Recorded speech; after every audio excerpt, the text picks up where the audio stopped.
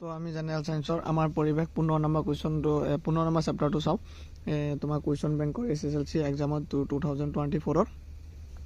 তো ফাৰ্ষ্টৰ কুৱেশ্যনটো আমাক কৈছে তলত দিয়া কোনটো জীৱৰ নিম্নীকৰণ পেলনীয়া দ্ৰব্য তো এইটো হ'ব আমৰ বাকলি এইটো হৈছে জীৱৰ নিম্নীকৰণ পেলনীয়া দ্ৰব্য ইয়াৰ পিছৰ কুৱেশ্যনটো হৈছে তলৰ কোনটো জীৱৰ নিম্নীকৰণ আৱৰ্জনা নহয় তো ইয়াৰ আনসাৰটো হ'ব প্লাষ্টিকৰ মোনা এইটো আৱৰ্জনা নহয় কিয় আমি পুনৰ এইটো ব্যৱহাৰ কৰিব পাৰোঁ ইয়াৰ আগৰ প্ৰশ্নটো চাব পাৰা ইয়াৰ আগৰ প্ৰশ্নটো হৈছে বায়ুমণ্ডলৰ উচ্চ স্তৰত ওজন ডেছক বাধা দিয়ে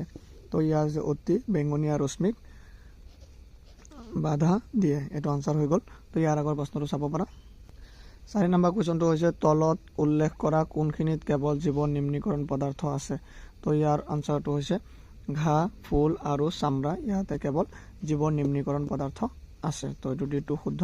ইয়াৰ আগৰ প্ৰশ্নটো চোৱা তলত উল্লেখ কৰা কোনখিনিয়ে খাদ্য শৃংখল গঠন কৰে তো ইয়াৰ হৈছে আনসাৰটো ঘাঁহ ছাগলী আৰু মানুহ এইটো খাদ্য শৃংখল গঠন কৰে কাৰণ ঘাঁহক ছাগলীয়ে খায় ছাগলীক আকৌ মানুহে খায়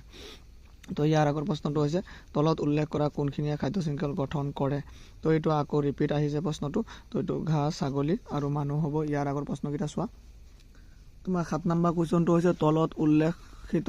কোনে ওজন স্তৰ অৱয়ব কৰিব পাৰে তো ইয়াৰ আনসাৰটো হৈছে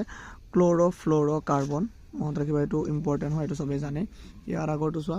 তো ইয়াৰ আগত হৈছে খালী ঠাই পূৰ কৰা কেইটা হৈছে খাদ্য শৃংখলৰ তৃতীয় স্তৰটো হ'ল দ্বিতীয় পৰ্যায়ৰ উপভোক্তা তো এইটো মনত ৰাখিবা ইয়াৰ আগৰ প্ৰশ্নকেইটা চোৱা মই এইকেইটা তোমালোকক আনসাৰ কৈ দি আছোঁ বহুত কেইটা বনাই আহিছে ভিতৰৰ পৰা তো ওজন স্তৰ কি আৰু ই কেনেকৈ অৱয়ব ঘটিছে তো ইয়াৰ আনসাৰটো চাই লোৱা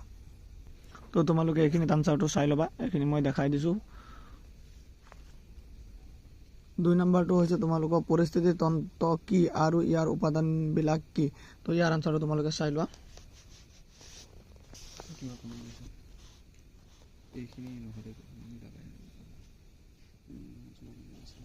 তো ইয়াৰ আনসাৰটো হৈছে যে পৰিস্থিতি তন্ত্ৰৰ উপাদান কেইটামানৰ নাম হ'ল জৈৱিক উপাদান আৰু অজৈৱিক উপাদান তো এইটো লিখিলে হ'ব এইখিনি আনসাৰ হৈ যাব ইয়াৰ আগৰ প্ৰশ্নটো চোৱা তোমালোকে বাকি কুৱেশ্যনবোৰ চাই লোৱা ইয়াতে 3 নম্বৰ এতিয়া তোমালোকে নিশ্চয় পাৰিবা কিতাপৰ পৰা আহিছে তো তোমালোকে আনসাৰ এটা এটাকে চাই যোৱা এই কুৱেশ্যন কেইটা চাই লোৱা তোমালোকে আনসাৰ কেইটা নিজে উলিয়াবা যদি কোনো এটা নোৱাৰা মোক কমেণ্টত জনাই দিবা আৰু তোমালোকৰ বিজ্ঞানৰ প্ৰতিটো চেপ্টাৰৰে মই এনেকুৱাকৈ সলভ কৰি কেনে কুৱেশ্যন বেংকৰ বিষয়ে আলোচনা কৰিছোঁ প্ৰতিটো প্ৰশ্নৰ বিজ্ঞানৰ প্ৰতিটো চেপ্টাৰৰ কাৰণে তোমালোকক মই এইটো ভিডিঅ'ৰ ডিছক্ৰিপশ্যনত দি দিম লিংকটো তোমালোকে চাই ল'বা এটা এটাকৈ থেংক ইউ